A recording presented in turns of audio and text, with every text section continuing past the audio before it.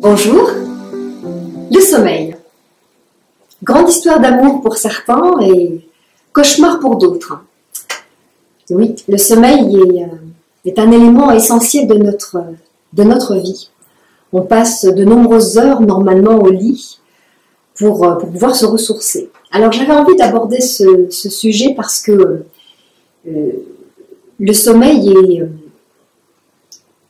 est quelque chose qui est difficile à capter, qui est difficile à prendre, et quand on a dépassé une quarantaine d'années, beaucoup d'entre nous avons cette difficulté à dormir ou à trouver le sommeil, ou alors finalement on se réveille au milieu de la nuit et ensuite parce qu'on est réveillé on commence à cogiter et ça peut durer comme ça pendant des heures et parfois jusqu'au petit matin. Et bien entendu les meilleurs moments où on va dormir, c'est quelques minutes avant que le réveil ne sonne. D'un point de vue chinois, le sommeil est une phase où on va rentrer dans le yin. Vous savez que nous avons le yang, qui est la phase plutôt de l'éveil, du dynamisme, du mouvement, de la chaleur. Et nous avons ce yin, qui est plutôt la matière, le profond, le sombre, l'apaisement, le ressourcement. Voilà, donc en fait, ce qui va se passer, c'est que quand on va passer cette journée yang, donc avec le soleil, petit à petit, entrer dans une phase de nuit qui tombe, et donc on va pénétrer dans le yin. Et c'est cette phase de sommeil yin qu'il est important de pouvoir capter. Qu'est-ce qui va se passer dans cette phase yin? Eh bien, il va y avoir un ralentissement de notre métabolisme, un ralentissement au niveau de la respiration, au niveau du rythme cardiaque. On va rentrer dans quelque chose de beaucoup plus profond, on va rentrer dans la ressource, normalement, et voilà, il y a une veille qui s'installe. Donc, on quitte cet espace yang de dynamisme pour entrer dans quelque chose qui, au contraire, nous fait passer dans quelque chose de beaucoup plus doux, de beaucoup plus profond.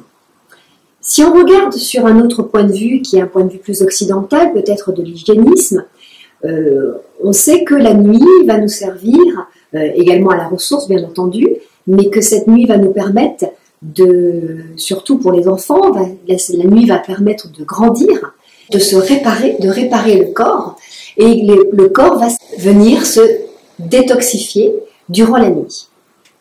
Donc, il est essentiel de ne pas louper cet espace de sommeil. Et c'est tellement essentiel que moi, je rencontre des gens en consultation qui, quand ils ne dorment pas, peuvent friser la dépression, se sentir dans des situations de fragilité émotionnelle extrême parce qu'ils ne dorment pas. Et souvent, ça touche les femmes. Alors, pour pouvoir bien dormir, il faut quand même des conditions extérieures qui soient privilégiées. Une des premières conditions pourrait être déjà de faire un repas qui soit beaucoup plus léger. Effectivement, si on va s'alourdir avec un repas plein de viande, de fromage, de pâtes, de choses difficiles à digérer, bien entendu, l'organisme va être justement dans cette phase yang un peu forcée qui va l'obliger à digérer alors que ce n'est pas le moment. Donc ce repas, idéalement, ce serait bien qu'il soit allégé. Donc de manger relativement tôt pour pouvoir aller se coucher avec le ventre relativement vide. L'heure du sommeil également est importante. C'est vrai que, je ne sais pas pour vous, mais beaucoup d'entre nous couchons vraiment beaucoup trop tard.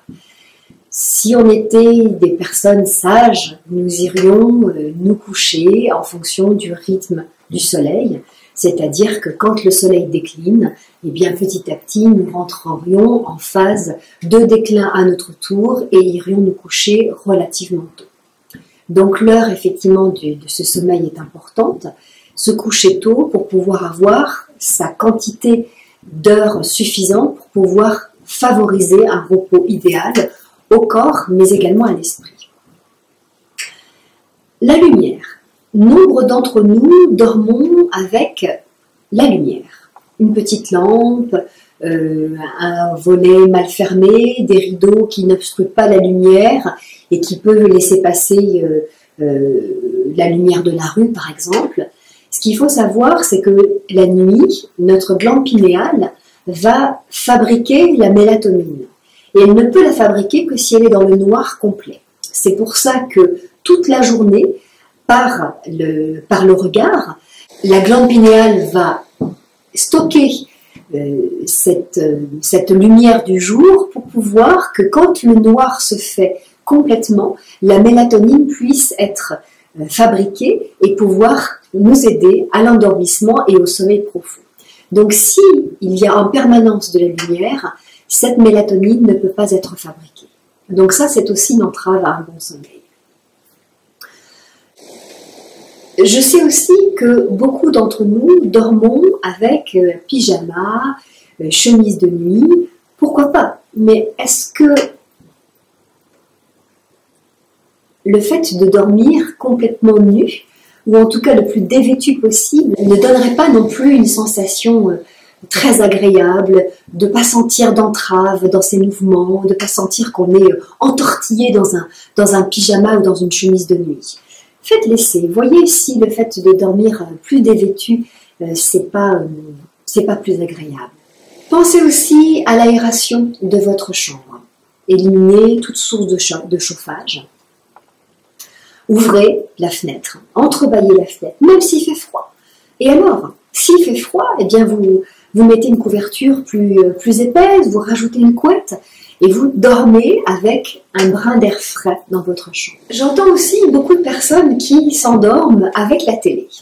Alors, ce qu'il faut bien comprendre, c'est que la télé a quand même un champ magnétique et électrique qui est important et qui, même quand on va avec les yeux mi-clos, en sentant que effectivement le sommeil nous gagne, avec la télécommande mettre sur pause, il faut savoir qu'il y a encore toute cette électricité qui reste dans l'écran et qui se propage dans la pièce et qui ne peut pas favoriser un sommeil correct. Si vous devez avoir une télévision dans votre chambre, je vous invite à l'éteindre complètement et même à la débrancher. De la même façon, beaucoup d'entre nous continuons à dormir avec la Wi-Fi allumée.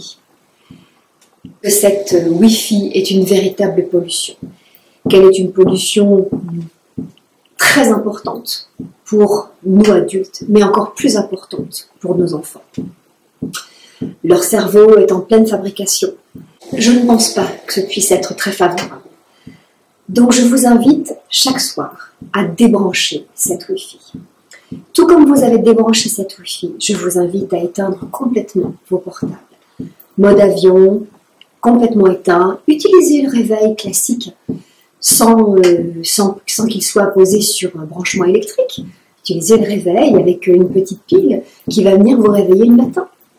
Cessez de vous endormir et de passer vos nuits complètement polluées par les ondes électromagnétiques.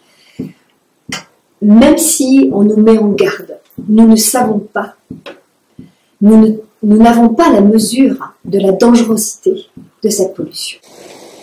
Tout comme cette pollution Wi-Fi qui passe dans nos maisons, nous allons malheureusement avoir une autre pollution donnée par les nouveaux compteurs électriques Linky et compteurs à eau Gaspard. Ce thème qui me tient très fort à cœur sera l'objet d'une future vidéo.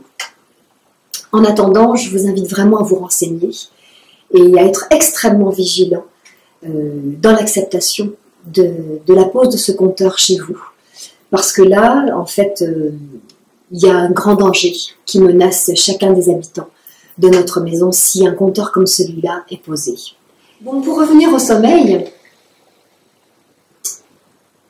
nous rentrons dans cette phase donc yin, profonde, et si, par le plus grand des hasards, pour une raison ou pour une autre, nous nous réveillons, eh bien, ne vous levez pas. J'entends combien de femmes qui me disent « mais moi, quand je me réveille la nuit, eh bien, plutôt que de me tourner et retourner, eh bien, je prends un bouquin. Ou je me lève et je vais faire mon repassage. » Non, ne repasse pas la nuit. Non, ne lis pas la nuit, c'est pas le moment. La nuit, on reste dans le noir, on reste dans ce yin, on reste dans cette profondeur. Si tu as du repassage, ne fais pas la nuit. Si tu as envie de lire, lis dans la journée, ne lis pas la nuit, n'allume pas, ne mets pas du yang dans ta nuit. Laisse le yin. Respire. Calme-toi. Prends contact avec ce qui se passe dans ton ventre.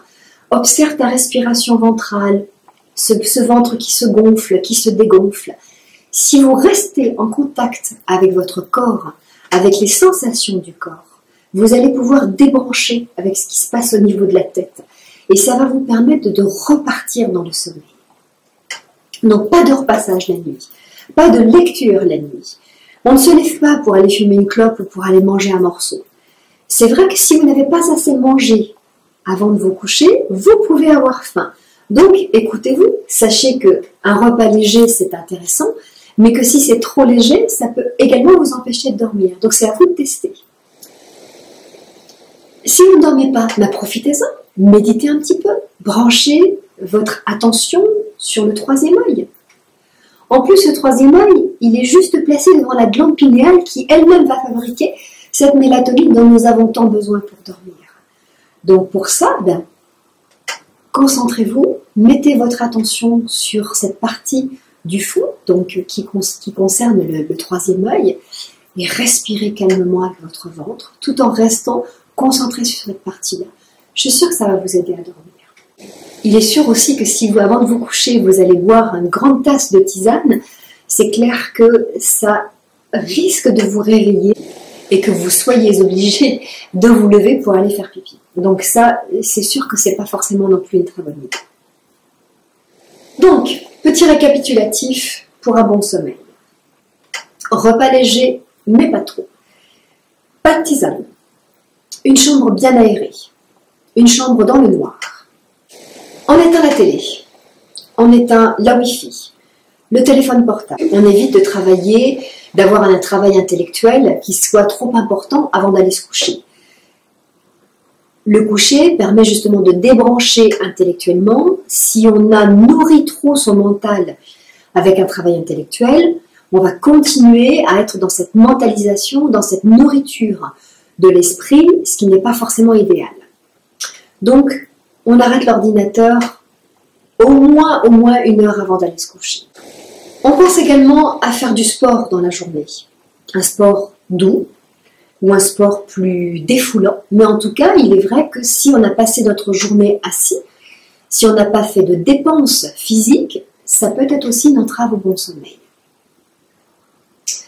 Et puis, pourquoi pas, si vous vous réveillez ou si vous avez du mal à vous endormir, rien ne vous empêche de mettre une petite goutte d'huile essentielle de lavande vraie et d'huile essentielle de petits grains, de les mettre au niveau des poignets, de masser, de respirer longuement ces merveilleuses fragrances, de pouvoir en mettre également au niveau du plexus ou pourquoi pas au niveau du troisième œil. Voilà. Donc vous pouvez jouer également avec des huiles essentielles qui vont calmer le mental et permettre de plonger dans cette ressource fabuleuse qu'est le sommeil. Je vous rappelle que le sommeil est un élément essentiel pour vivre heureux, qu'il fait partie d'une hygiène de vie, qu'il fait partie d'un beau mode de vie et que par le sommeil, on peut trouver un bon équilibre nerveux. Ça semble vraiment essentiel pour les vies agitées et stressées que nous avons choisies. Voilà, j'espère que cette petite vidéo vous donnera quelques pistes pour pouvoir mieux vous endormir ou profiter d'un sommeil de qualité. Je vous invite à visionner les autres vidéos que vous pouvez retrouver sur YouTube, donc sur la chaîne qui s'annonce là juste en dessous. Vous avez également une partie de mon travail qui s'affiche sur Facebook et bien entendu sur le site lecoeurdesoi.fr. Et je profite de ces quelques moments avec vous pour vous annoncer qu'au mois de juin, nous aurons pendant une semaine la possibilité d'être ensemble lors d'un stage qui s'appelle Ressources et pratiques et qui va être un stage justement pour pouvoir permettre de nous ressourcer au travers de l'alimentation, de nous ressourcer au travers de la méditation, du yoga, du bien-être ensemble, des balades, de plein de belles choses que je vous concocte, également d'ateliers culinaires où nous pourrons fabriquer ensemble plein de petits plats délicieux. Ces quelques mots-là sont pour vous en donner un avant-goût. Et dans quelques jours, donc, une vidéo sera consacrée pour pouvoir vous donner tous les détails de ce stage ressources et pratiques pour aller au cœur de notre belle santé et de pouvoir avoir les moyens entre nos mains pour améliorer notre santé et notre qualité de vie. En attendant, je vous souhaite une très belle journée et de très bons sommeils avec de très jolis rêves. À bientôt.